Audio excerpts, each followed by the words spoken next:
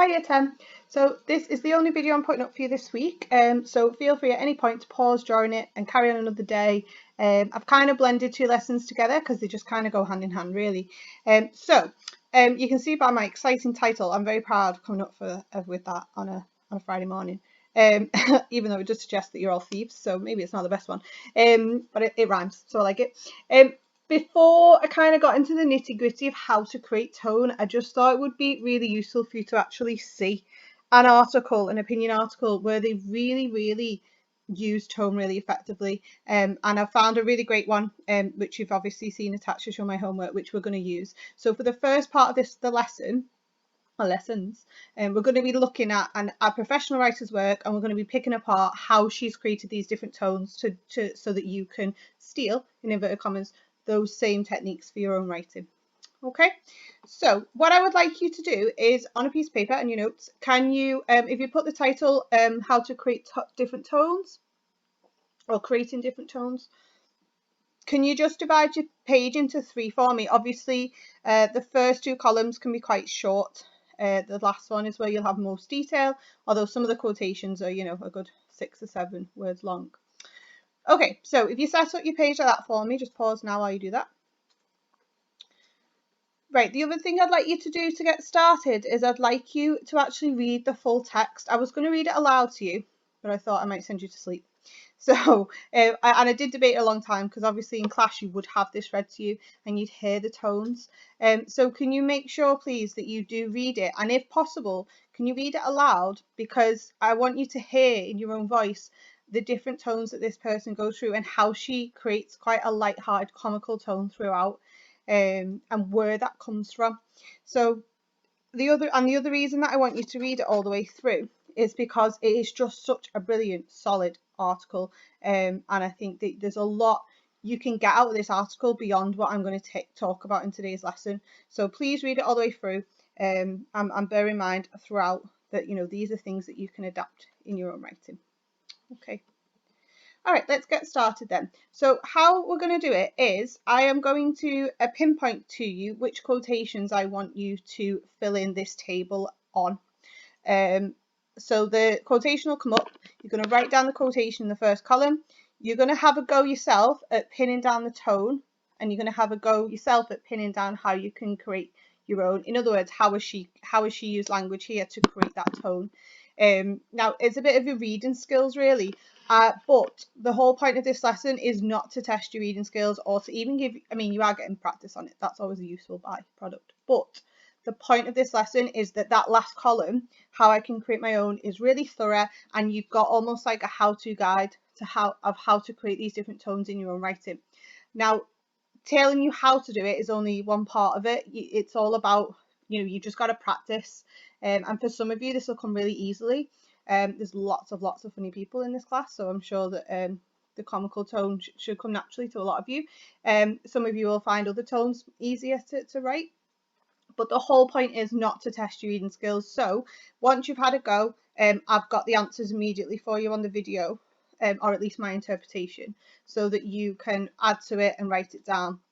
If you really struggle with it and you really can't think of your own, if you can't label the tone, or you're not sure how it's created, don't worry, because that's not the point of the lesson. Just don't pause and just listen to the answers and jot those down. I would hope, though, that after a few you can get the hang of it and you can start having a go at doing it yourself. Okay, so let's get started. So this is the first part, obviously, of the article. We've got why I hate emojis. So we've got a really clear headline. Suzanne Moore does not like emojis, but she actually hates them. And then we've got the name underneath, just to revise how to structure an article. And we've got the stand first. I have never knowingly used the vile little gurning dots, and I don't intend to start now. Okay. And then underneath the picture, which is obviously much bigger on the website, you've got the caption, emojis, really? And then the date. So what we're going to focus on is this phrase, vile little gurning dots. Okay, so obviously that is how she's describing emojis as vile little gurning dots. What I would like you to do, I just wanted to make sure you knew what gurning meant. So a gurning, to gurn is to pull a grotesque face. So she's implying there through that word gurning that she thinks emojis are grotesque. very clear opinion in her stand first. So what I'd like you to do on your table is copy out the phrase by little gurning dots as the quotation. In the second column, I want you to tell me what you think, what the tone is, and then the third one, how it's created. So I'm going to do this one with you immediately, just to kind of give you an idea of what we're looking for. So I would call this a hateful tone. You might think of a different way to describe it, but as long as you've got something similar. You know, she's speaking about these emojis like you talk about, I don't know, what would you call vile, like a murderess, you know, someone terrible, wouldn't you? So how this is created is that she's using really hyperbolic language. Do you remember hyperbolic means exaggeration? So vile and gurning would usually be used for something terrible, wouldn't it? And actually what she's doing is she's using it for emojis, which we all consider to be quite harmless, don't we? So she's using hyperbolic language. She's using words that would usually be used to describe something awful, to describe something quite, you know, quite fickle, really. It's just emojis. What harm can they do? Although I'm sure some of you have some good stories about the dangers of sending the wrong emoji at the wrong time. Okay, so in your third column, you'd write what's in that box in terms of hyperbolic language. Violent gurning would usually be used for something terrible. So you're going to use in your own writing hyperbolic language. You're going to try and use this kind of exaggerated invective language, like angry language, to describe things that actually aren't that bad. Okay, you can also do it the other way around and use really, really positive words to describe something that's usually awful, although that's a bit trickier to pull off and without offending the whole world. Okay, so that's the first one, and that's what you're going to build up to. So, oh, sorry, also little. Oh yeah, sorry. Don't forget about the word little. The word little is brilliant. Please use the word little. It really undermines anything you use to describe it. It's like the word cute. I think we talked about this before. So you know, to call something little, and as a relatively short person, I've definitely called little in my time. It really does suggest that it's insignificant, that it can't have any impact, that it's powerless, it's helpless. So use little. If you want to undermine something and make it seem ridiculous or unimportant, use little. Did I say that enough times? Don't forget to use little. Okay, so we're going to move on now to the next paragraph. I actually love this paragraph. Should I ever be kidnapped or held against my will? What a random direction to take it in. I am talking about a boring wedding rather than a Liam Neeson Taken type scenario. It will be very easy for my nearest and dearest to know something is up. And then, sorry, I can never see this bit under the timer. I will blah, blah, blah, via little gurning dots called emojis, and they will know my world is falling apart. Okay, so have a go yourself this time for this first one. Should I ever be kidnapped or held against my will? So that's your first quote I'd like you to fill in the table for. Then a boring wedding as your second quotation. And then Liam Neeson Taken type scenario as your third quotation. That's it. Okay, so pause now if you can and have a go at filling in the table for those three quotations. If you want a bit more support, then just carry on and I'm going to go through the answers now. Okay, so we start off with this, should I ever be kidnapped or held against my will? This is very light-hearted tone, isn't it? You wouldn't normally just casually say, oh, you know, if I was ever kidnapped. I mean, I actually do that quite a lot in my head. Or I used to when I was walking home a lot when I was younger, walking home my own, like, what have I got kidnapped now? Not sure what that says about me, but anyway. So it's a really random thing to put in, isn't it? It's a really random direction to take her article in. And that helps to create this kind of light-hearted tone. She's talking about something really traumatic in this really kind of speculative way, like, imagine if I got kidnapped, what would happen to me? And that really sort of creates this kind of, again, it's a light-hearted way of looking at it, isn't it? And she does that. The language she uses to do that is she introduces this unlikely scenario, hopefully unlikely, touch wood. And also to create this speculative tone, you need to use phrases like if I or should I. So if you write that in your final column for me or add to it in a different coloured pen if you had a go. So, you know, that is a tone in itself to just start a sentence with if I. You know, think Beyonce, if I were a boy. you've got there a really sort of, it just shifts the tone slightly. You're starting to speculate, you're starting to wonder things, and that directs the reader to do the same. So that's a really easy way of introducing a new tone into your writing. And the more tones you have, the more likely you are to get band 5, because mastering tone is that flair and sophistication that we were talking about for band 5. Probably should have said that at the start. Okay, so, and I absolutely love this. I love that she introduces this quite light-hearted idea of, imagine if I was kidnapped or held against my will, and then she creates a really comical scenario. I would actually laugh out loud at this. Not everybody would, but you know, as long as it gives you like a little inside. She's talking about a boring wedding. As someone who has been to many boring weddings, I can totally relate to what she's saying here. Weddings can be quite boring. They feel quite formulaic, aren't they? My own was amazing, obviously. So she's being comical. She's literally doing a joke here, yeah, because it's not kidnapped or being held against your will to go to a boring wedding. You feel socially obligated to be at a wedding. You know, you feel like you have to stay to the end. You know, you have to show that you're supporting the couple, etc., etc. So when she says held against my will, she's really talking about this like social obligation that's keeping her there, which again is really funny because it's a real contrast between what you'd expect. So how to create this in your own writing is to pick an unexpected example. Yeah, if I'm ever held against my will, like if I was at a boring wedding, for example, it's funny because it's unexpected. Weddings are supposed to be fun. Okay, and then she goes on even more to build it up, because we would usually expect a Liam Neeson scenario, wouldn't we? That would be what we would be expecting. So again, it's a comical tone, but why this is really effective and what you can do in your own writing is you can pick a popular example that everyone can relate to. So she doesn't need to say, like in the film Taken, where his daughter is kidnapped and he has to track them down.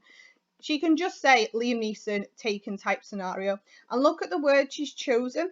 So everybody associates Liam Neeson with the film Taken, don't they?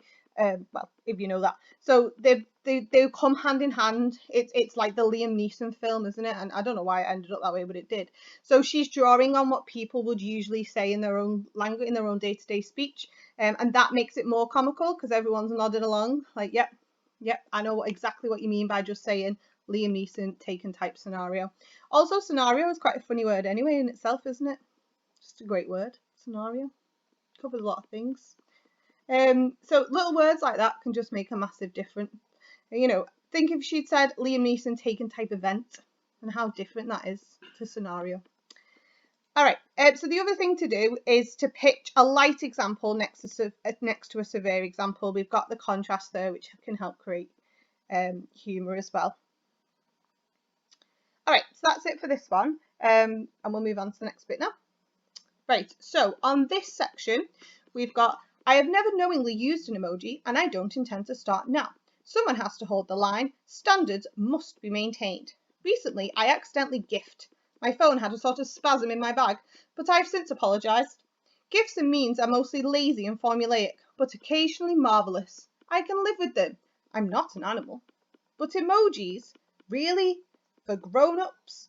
Are we to reduce our complicated and interesting interior lives to nasty little smiley faces and erect vegetables? Aubergines, if you're asking. Is this actual communication? Take it to your mindfulness class. Sad face emoji. Okay, so in this section, there's so much I could pick out, there really is, but I'm trying to pick out ones that won't lead to you writing repetitive skills in the third column. So I want you to look at the first quotation is knowingly, and then I also want you to look at this one. So if you copy out this one, but emojis really for grown-ups. I really like the line as well, you know, I'm not an animal, suggesting that if you didn't like gifts and memes, then you'd be like really uncivilized and you know, not up to date with the modern world. But then there's an element there that to like emojis, she's suggesting does make you an animal. So yeah, really, really subtle line that, but I thought that was a bit complicated, and also you'll end up saying something similar to your other points, but great line. Nick that if you want to. Okay, so these are the two I'd like you to focus on here, knowingly and but emojis, really, for grown-ups? So pause now to have a go. or carry on if you for the answers and support. Okay, we're still on a comical tone here because she hasn't said I have never used an emoji. Yeah, which would create a boastful tone, wouldn't it? A proud tone, like I have never used an emoji, like something she's proud of. And again, that's a tone you can use and it's a tone you can adopt. But here what she's done is she's added in the word knowingly to create additional meaning. So that's something you can do in your own writing. So if you write that in the third column, add an additional word to create extra meaning. Knowingly suggests that she might have done it accidentally. And that's quite a humorous idea, isn't it? She's never knowingly used an emoji. Perhaps she did it by mistake. Yeah, perhaps she did it without realising. And in a way, she's undermining herself there, isn't she? She's suggesting that, you know, she's not an expert in it and she's not being boastful. So that word really inverts the impact of that sentence. I have never used an emoji is boastful. I have never knowingly used an emoji is the opposite. She's quite undermining herself, suggesting that, you know, she's not really sure how it all works. Okay. But emojis really for grown-ups, this is a great one, guys, for you to use in your own writing. Now, firstly, the tone is, it's like surprise, isn't it? Or even disdain. Disdain is when you really don't like something and you're being quite sort of dismissive about it, or like, oh, I can't believe that you would do that. It's almost like being disgusted. And it's a really difficult tone to pull off in writing. Obviously, if you're speaking to someone, you can just literally do this with your voice and it's obvious that you're disgusted by what you've just seen. Yeah. But in writing, this is a really clever way to do it. So repeat short questions and that will suggest that you are shocked or you are in disbelief, especially that word question really. Yeah, like that's like really, honestly, is that what I'm seeing? You wouldn't ever say the question or ask the question really unless you were surprised or shocked about something. So use that technique in your articles, in your speeches, everywhere, in all your writing. Three short sentences, 3 short questions, one after the other, to suggest that you're shocked, that you can't believe what you're hearing. Okay. Right, only one quotation in this bit. So Japan had emojis first and soon they were sold to every tech company. I didn't know that. Interesting fact. The smiley face is now the corporate logo par excellence. You work for the man and at the end of your messages you send your partner the cuddly image that the man has installed on your phone. She's talking about the man there as in like the people who control us, the sort of, you know, the establishment, our bosses, etc. Sometimes the man is grinning, but then she's like linking it to the emoji. Sometimes the man is grinning or winking or crying, and then I can't read that bit because of my timer. Blah, blah, blah. Emotional range extends with a new batch of emojis. What fun. This almost talking, almost living. Okay, so just want you to focus on that last line there. What's the tone? How is it created? Have a good go at this one. Pause the video and have a go. Right, the reason I've put this one in is because this is a very different tone to the rest of the article. This is pathos. This is sorrowful. This is like you're driving along listening to this really funny article and then bam, suddenly there's a line in here that makes you stop laughing and really start thinking. And if you can do this in your own writing, if you can create this sudden change of tone, then you're definitely going to be on for a level 5, band 5 in terms of your style and your sophistication. So what fun, this almost talking, almost living. Nobody wants to feel like they're almost talking to somebody or they're almost living a life. Yeah, it's actually a really sad idea, a really sad image, and yet it's in the same line as the word fun. So let's break down how she's created this sudden change of tone. Firstly, it's a short sentence, and I think that's essential to really, you know, emphasize it to the reader, get them to really sort of stop in their tracks. Yeah. We've got contrast in there, like I've just said. We've got fun to almost living in the same sentence, and that again adds to that sense of boom, change of tone. Yeah, because it's even within the sentence. Obviously, what fun, she's being sarcastic. Yeah, she's being ironic there. She doesn't mean that it's fun, because almost living is not fun, is it? Living is fun. Repetition of almost builds up as well. Yeah, so she's really hammering home this image for us. Even more powerfully if she'd done it 3 times, but I don't know what the third verb could have been. So really lovely the way she builds it up. And we go from talking, like almost talking, that's pretty bad, isn't it? But then almost living is so much worse. So she's building it up from, we got fun to almost talking to almost living. And as a result, by the end of this sentence, it's like you can feel your heart sinking. Like, oh my God, this is awful. Yeah. So if you can do a sentence like that in your writing where you are short sentencing, building up so that it gets worse as you go through and it's very sudden change, then you're going to create pathos, this sense of this emotional, it doesn't even have to be sorrow, sometimes it can be just feeling for somebody else, but just creating that kind of sense of just grabbing the feelings at the end, and shockingly so because they've been laughing with you a minute earlier. Okay, so this is a really important one for you to try and get in. Right, this bit, I'm not going to read the whole thing, but there is again a change of tone here. I'll just read the first few sentences. When I was ranting to a friend about how infantilizing, these toddler-esque signifiers are, they suggested that maybe I'm not a visual person. Maybe I am actually, and would prefer something other than these uniform feel-good cartoons. Yellow smiley faces have a long history, and back in the 1970s, they did mutate slightly, blah, blah, blah, blah. Okay, so the three quotations that I'm looking at here are, I was ranting. So that's a slightly different tone to what we've had before. It is still a bit comical because ranting is a hyperbolic word. We all like to rant sometimes. I'm also looking for you to look at toddler-esque signifiers. Now, signifiers is a very academic word, and signifiers is really a posh way of saying, or an academic way of talking about words. So the idea that, wait a minute, let me check I've got that right. Sign, signifier, signifiers word, yeah. Posh way of saying word. So we have signs and signifiers. I know. Sorry, 1 second. Yeah.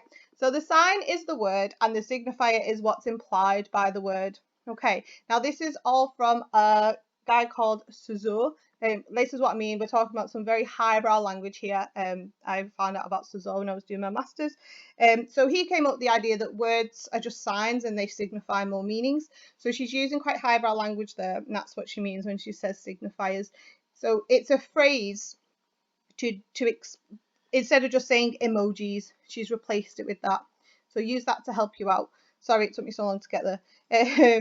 And then the last one I'd like you to look at on this one is yellow smiley faces have a long history and back in the 1970s. Okay, so have a go at those three for me. Pause. Okay, so first one, I thought this was interesting because even though it's still comical, it's self-deprecating. So I was ranting to a friend, really puts herself down actually, because when you say the word rant, it really undermines yourself, doesn't it? She's not saying, when I was making a strong case to my friend, or when I was effectively convincing my friend that emojis are blah, blah, blah. She's not promoting herself. She's putting herself down because if she's saying that she's just ranting, then she's suggesting that she's kind of not formulating a clever argument. She's just going off on one. And that's not something that we would be like, oh, that we can respect that. Yeah, so she's putting herself down there, and that's what we call self-deprecating tone. When you put yourself down, you undermine yourself in front of the reader. Now, this can be really effective sometimes so that you don't come across as boastful. We talked about that a bit earlier. But also because people are naturally self-deprecating, so it helps you build a relationship with your reader. Because if you put yourself down, and this is really tragic that we do this, by the way, but when you put yourself down, it makes people more inclined to build you up. Yeah, or hopefully it does, if people are nice. So it really helps you build a relationship with your reader. And if you're being really boastful, people don't like that, do they? People tend to get a bit like, I don't want to read this person's just showing off. Yeah, again, not sure that that's the best thing about us, but that's what we're like. So try and use a self-deprecating tone as well. So far we've had so many, haven't we? We've had the pathos, the sorrowful tone. We've had the comical tone. Now we've got self-deprecating and a few others that I can't remember. I'm sorry. Okay, the next one then. Sorry, it took me so long to explain this one before. So this is comical again. She's referring to these emojis as toddler-esque signifiers, and she's playing with language. I probably should have put that in the description here. So in your third column, can you add on that she's playing with language here? Toddler-esque. Toddler-esque is not a word, but we all know what she means. Like, we understand that esque added onto the end of a word is like similar to, or like, you know, toddler-like. And rather than saying toddler-like, which is, sorry, let me say that slower, toddler-like, which is obviously okay and makes sense, toddler-esque just has this little, it's like an elevated language, it's more impressive. People enjoy reading impressive uses of language. They enjoy seeing clever puns. They enjoy seeing clever, like, merges. That's why we love words like hangry, because it's clever. We're joining two words together and it makes sense, and we've created this new word. It's brilliant. So try to do that in your own writing. So in the third column, if you can say, you know, play with language, create new words, as long as it's obvious, you know, what the word will mean. Don't come up with something gobbledygook that I have no idea what it means. So the other thing you can do, which I've actually written down, is you can replace the noun of the thing that you're complaining about or that you're giving an opinion on with a new name. Yeah, one that pins down your opinion of it. So she's literally now replaced the word, the name, emojis, with the name, toddler-esque signifiers. That's what we can now call them. That's what she is calling them. So don't repeat the noun, the name of the thing that you're giving your views on. Replace it sometimes with these like adjective-based descriptions that replace the name and really pin down your opinion, and have fun with it. Yeah, if you're having fun with it, the examiner's going to be impressed by your creativity, because that's your sophistication for Band 5. The other thing to say here is that she's using, and I did allude to this just before, she's using grandiose language. Grandiose language is elevated language, it's posh language, we would say. So when you use really kind of elaborate vocabulary to describe something, and that's what she's doing here. She's taken emojis, which she thinks are ridiculous and pointless and childish, and she's describing them using this really adult, mature, academic language, isn't she? Signifiers is an academic term. It's created by a theorist. You study at university. So she's used, and even the word esque, well, it's not a word, but suffix esque here. She's using it really effectively to kind of, she's elevating her own language because she wants to undermine the emoji.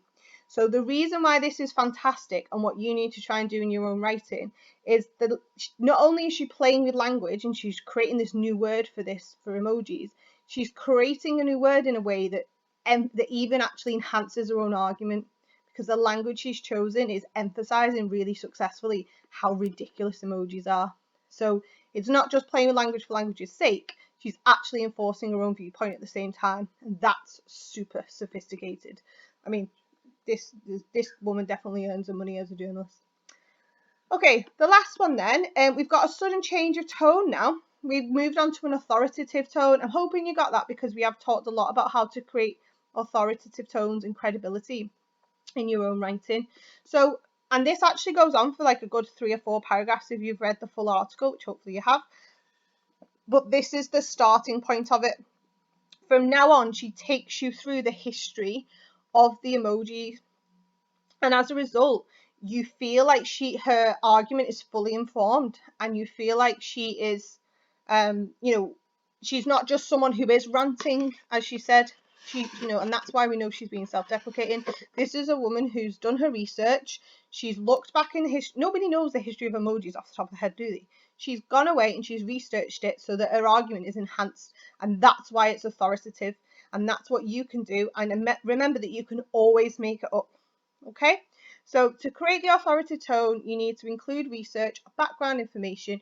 You need to include information that your reader won't know and that nobody would know without having done research.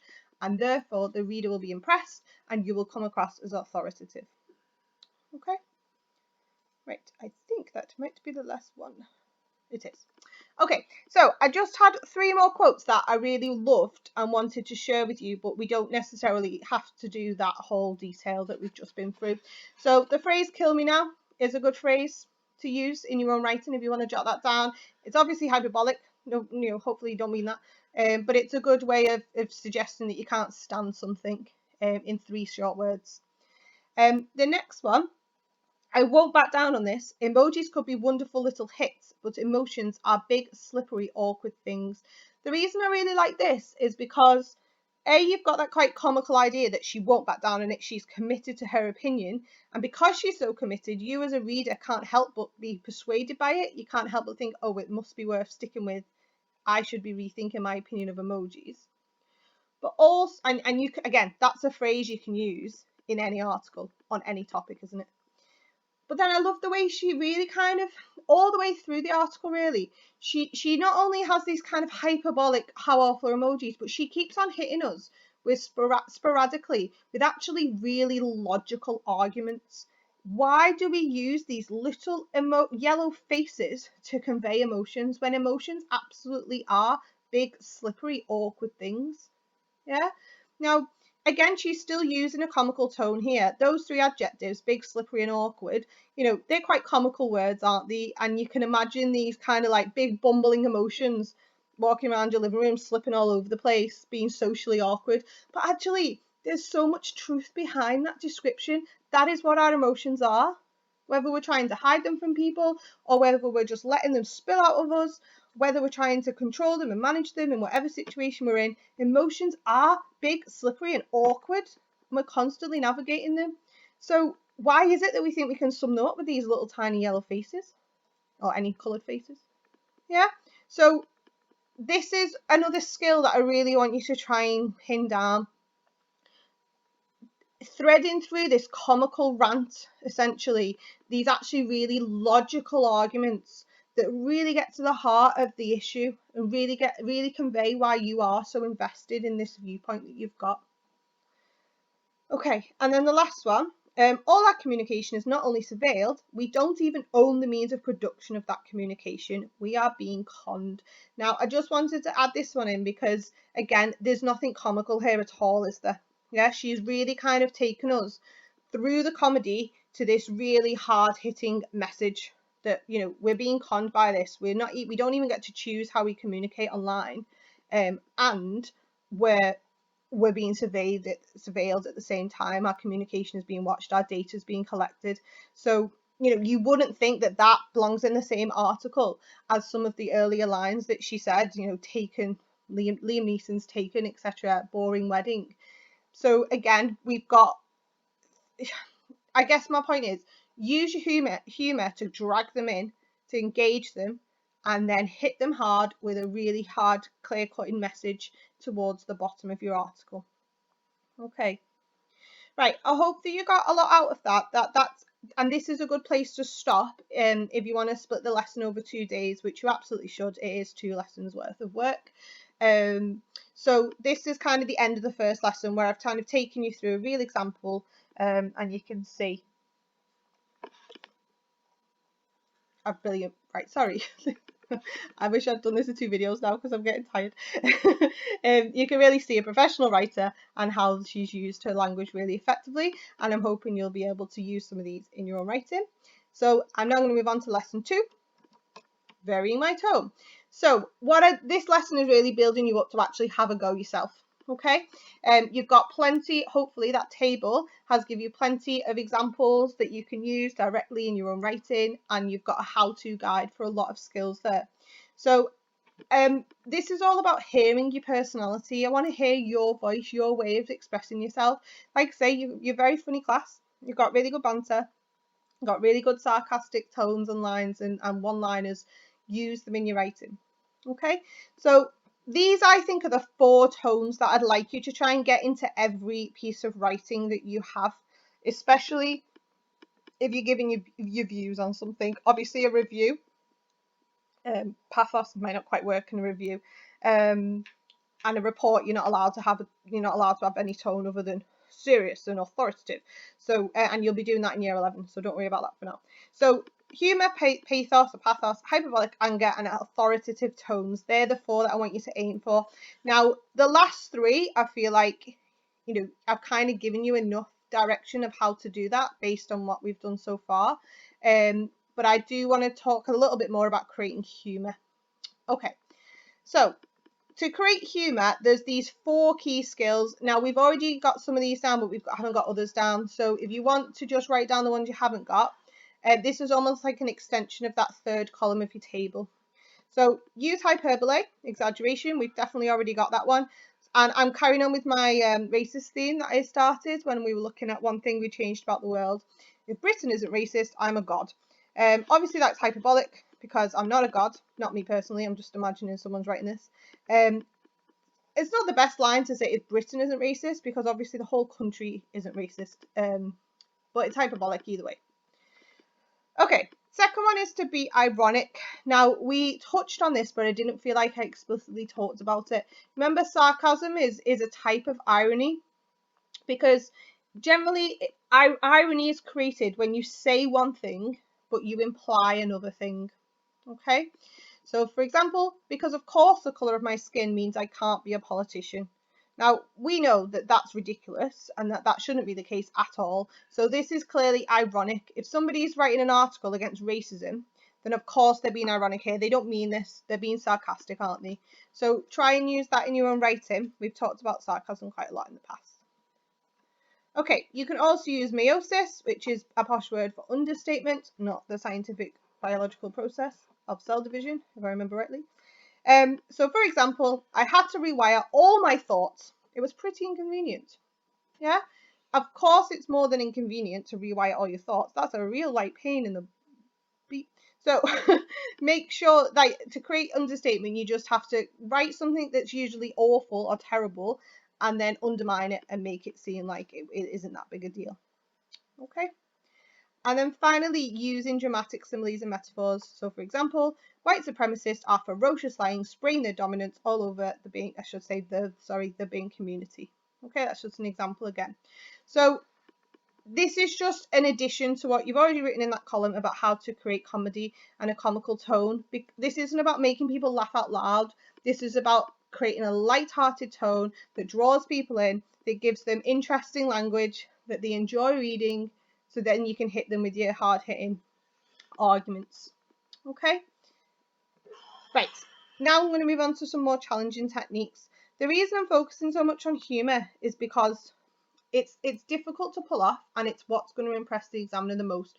Most students are just going to write straightforward, rhetorical, aphorist piece of persuasive writing. If you can use humour, you're really going to stand out as being sophisticated. And you are all funny, so you might as well use it. Okay, so again, you might have seen these before in year 9. So you're going to add short sentences to make exaggerations sound honest. So for example, I desperately need a manual to explain racism, please. No, she doesn't really need a manual to explain racism. Desperately makes it seem really hyperbolic. But then we've got that word please afterwards, which creates even more humour because it suggests that actually she really does need a manual. Yeah. And then of course we don't really. Yeah, I think people do that with jokes all the time when they'll say like I don't know, I really need to go somewhere where you wouldn't want to go. Oh, I don't know, I really want to go to hell. No, really, I do. Yeah, like that kind of addition that makes you think, oh right, where like someone will laugh at the first line and then they go, no, I'm being serious. And then they're like, oh, okay. It's really awkward, but it's funny. And obviously they don't really mean it. So that's the kind of effect that we're trying to create here. So you just need to add a short sentence onto your statement that suggests that you're being truthful and you're not being hyperbolic and you're not exaggerating. Okay, being epigrammatic, we've definitely talked about this before. So this is when you say a lot in a few words, and it's sort of pinning down what we talked about with that word knowingly in the article. So Katie told me she couldn't possibly discuss racist microaggressions. She had washing to do. What a woman. Yeah, so in that phrase, what a woman, not only is it a short sentence, but it says an awful lot in a few words. Rather than saying, I can't believe she said that, how awful a person is she, who cares more about washing than racist microaggressions, we just say, what a woman. 3 words, move on. Maybe I should have said, what a person, just to make it a bit more PC. Okay. And again, we talked about inserting additional words like knowingly, but there's just 4 examples here, which I think are maybe worth writing down to give you a bit more support with that skill. So, the state of this country is just a touch depressing, is more humorous and comical than just saying the state of this country is depressing. just a touch is just this lovely way of saying, oh yeah, you know, oh yeah, sure, it's, you know, it's just a touch bad when it's actually terrible. Again, the word very can do that. You know, it was all very miserable. It was all very impressive. It kind of helps to create sarcasm as well, actually, the word very, doesn't it? She wrote a pretty elegant little tweet. We've talked about the word little enough, but little, don't forget the word little, please. Challenge, make sure you've got the word little in your article. And we are extremely fortunate, though I am easily pleased. So adding a sentence on the end that actually undermines your first sentence, again, can create a bit of a contrast. Okay, so again, that's just more ways you can create humour and examples. Don't, you know, copying out these phrases is not the worst thing you could do, because you can keep the bit in bold in any of your sentences and just change the context for whatever you're writing about. Right, two more. This one is a really good one. This is what comics use in their jokes a lot of the time. When if you watch stand-up comedy, they do this a lot. So it's a 3-part story. So you have 3 parts to a sentence. It doesn't have to be a massive story, but then part 3 undermines what you expect. So for example, it's very small. We're trapped here in this strange place. With this is really related to racism. Sorry, I should have changed it. With no loved ones. That's part 2. So we got trapped in a strange place, we've got no loved ones, so that's both of those are terrible. And then the third part of the story subverts the expected, because the third part of the story says it's actually the best thing that ever happened to me. So because it contrasts what we expect, it's funny. We don't expect somebody to say it's the best thing that ever happened to me if you've got no loved ones around you and you're trapped and you're in a strange place. Okay, similar to that is epigrams, which kind of builds on the idea of being epigrammatic, saying a lot in a few words. Now, if you ever have the joy of reading any Oscar Wilde, he is the king of epigrams. I absolutely love him for his epigrams, and he's just a brilliant comical writer. If you ever get to read any of his plays, highly, highly recommended, as are his short stories. Okay, so basically, they're really clever statements about the world, which is why I really like them. They have an element of truth in them, but they subvert what people normally say. Now, they sound really complicated, but they're actually not, and I'm going to give you some examples to help you out. But can you see how it's similar to the 3-part story, where the third part subverts the expected? Again, we're subverting expectations. We're going against what people would normally say, but actually we realise that it's true what he's saying. So what we normally say is wrong. Okay, so for example, and then the audience is surprised and they realise they've been seeing the world incorrectly, and they go, ah, like that. Okay, so there is only one thing in the world worse than being talked about, and that is not being talked about. Okay, so that is an epigram. It's a clever statement about the world, but there is an element of truth in it, and it subverts what people say, because we normally don't say that, do we? Oh, I hate it when no one talks about me. It's so rubbish. Oh my God, why is no one talking about me? We might associate that with like a celebrity who's obsessed with limelight, mightn't we? So the reason this works is because usually people hate being talked about, that should say, but actually here, Wilde is suggesting that we secretly like the attention. And there is an element of truth to that. There is an element of truth that people do enjoy when, you know, if it's for a positive reason, if everyone's talking about how, you know, they did the 100 meters in however many seconds or whatever, you're like, oh, everyone knows around the school that I did that. It's amazing. Yeah. So there's an element of truth to it. I'll give you a couple more examples. When people agree with me, I always feel I must be wrong. So have a go now. Pause the video. How's this epigram created? What do people usually say, and what is Wilde implying? So pause now. Okay, so hopefully you got the idea that when people agree with you, you think that you're right, don't you? You think, oh, well, I must be right because everyone's agreeing with me.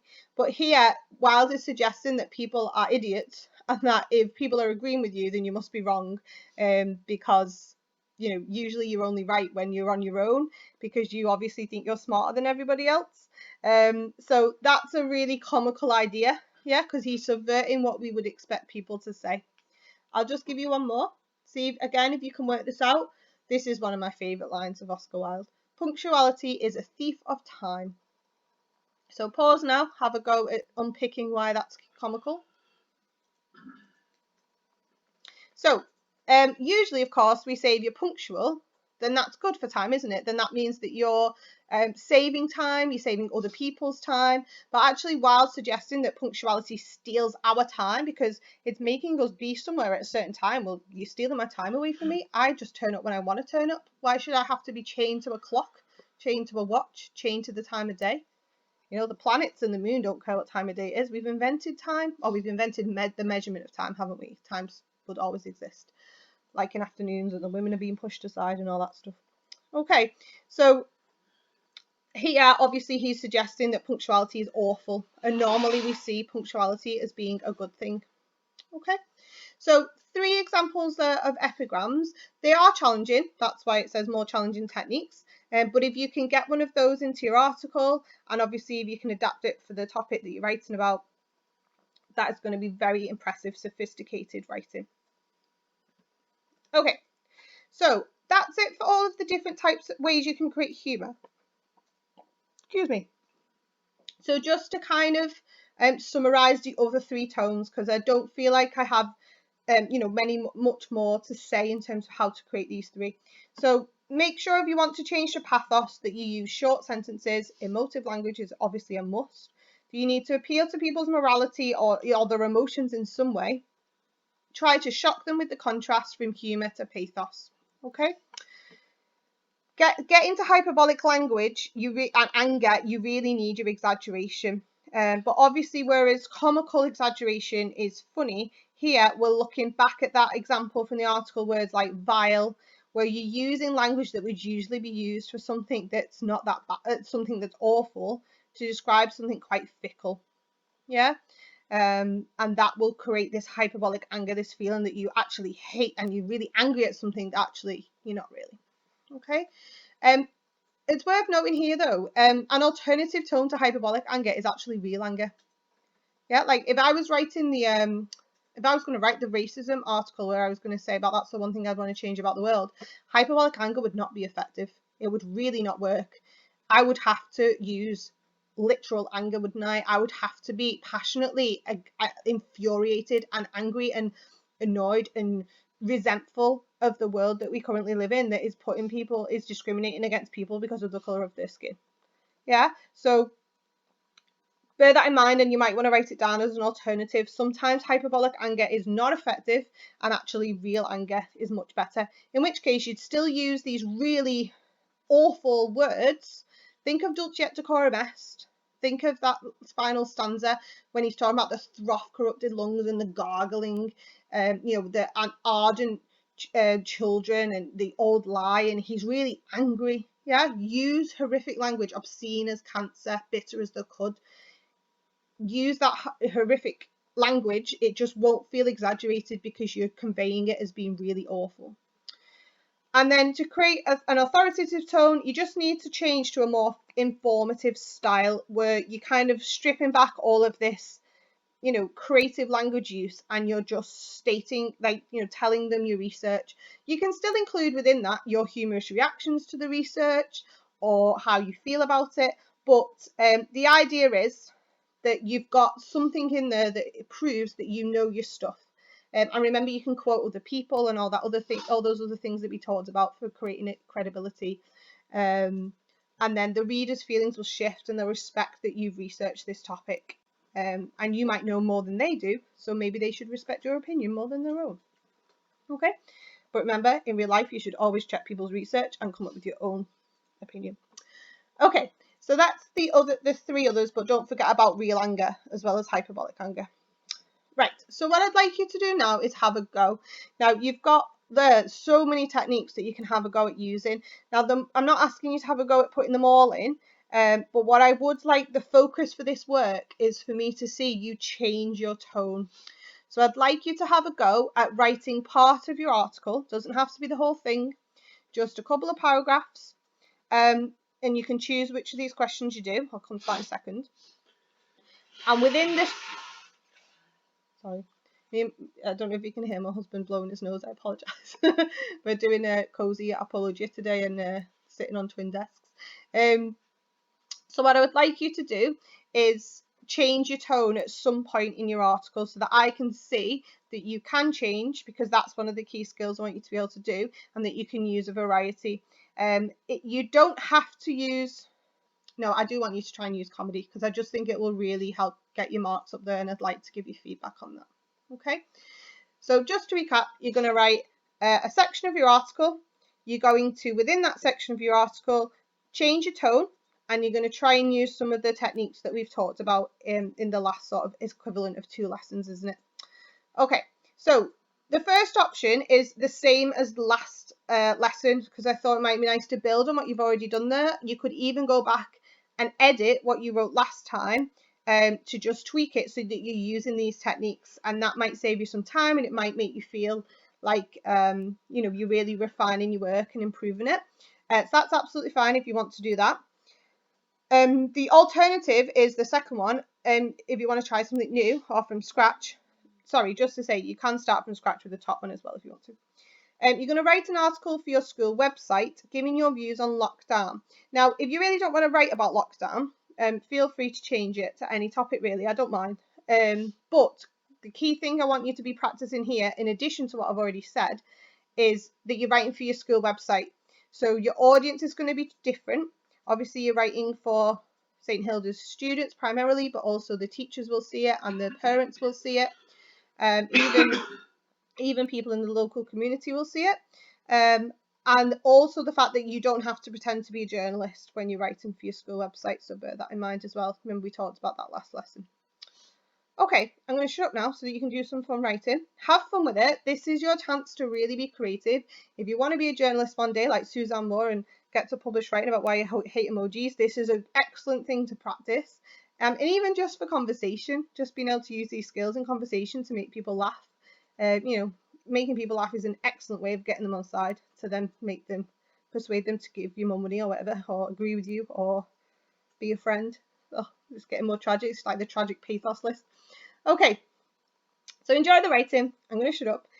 Next week, I will be back with a lesson on feedback where I am going to take you through a combination of all the writing that you've done with What Went Wells and EBIs, and we're going to share all our brilliant writing, and obviously the writing you do today will contribute to that. So please get anything you do to me by Friday, so that I've got the weekend to put together a feedback lesson. Okay, so Friday is the absolute deadline for any writing that I can take into account for the feedback. Okay, any questions, let me know, and I'll look forward to seeing some of you in school on Thursday. Okay, take care guys, bye.